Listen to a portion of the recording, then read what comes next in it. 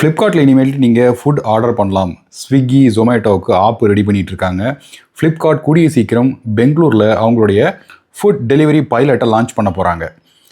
இது food delivery பிஸ்னஸ்க்கான ஒரு ஸ்பேஸை பிடிக்கிறது மட்டும் கிடையாதுங்க.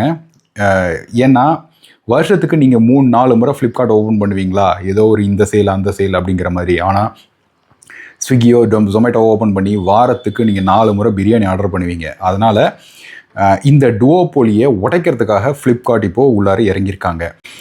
டெய்லி ஆப் ஓப்பன்ஸை அதிகமாக்கிறதுக்கான மாஸ்டர் பிளான் தான் இந்த பிஸ்னஸ். இது வரைக்கும் பார்த்தீங்கன்னா இந்தியாவுடைய ஃபுட் டெலிவரி பிஸ்னஸ் கிட்டத்தட்ட 95% இவங்க 2 பேர் கையில் மட்டும்தான் இருக்குது.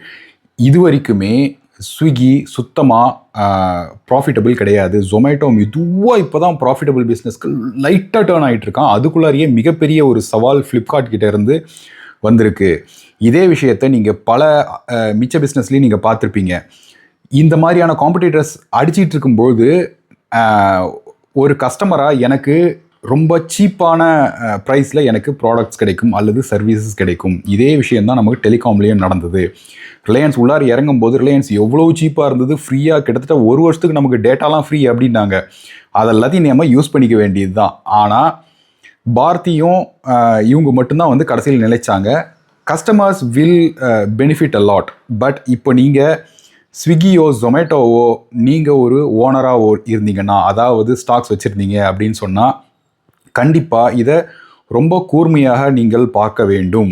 புதுசாக வர்ற ஃப்ளிப்கார்ட், ஜொமேட்டோ மற்றும் ஸ்விக்கி கிட்ட இருந்து எந்த அளவுக்கு தன்னுடைய மார்க்கெட் ஷேரை எடுப்பாங்க அப்படின்னு நீங்கள் நினைக்கிறீங்க?